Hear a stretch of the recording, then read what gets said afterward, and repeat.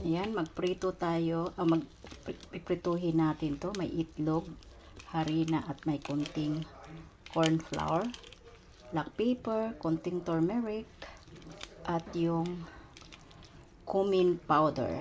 Ayan, piprituhin na natin. 3 piraso bawat isa, parang madaling maluto.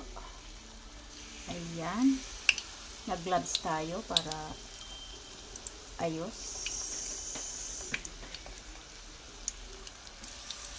Ayan.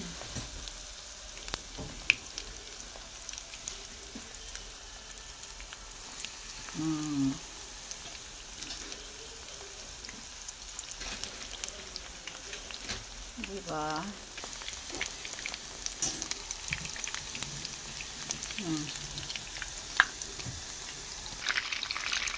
Ayan na siya. Malapit na natin babalik ka rin. Ayan. Ayan na siya. Luto na ang ating dilis torta. Thank you for watching. Bye-bye. See you in next upload. God bless sa ating lahat.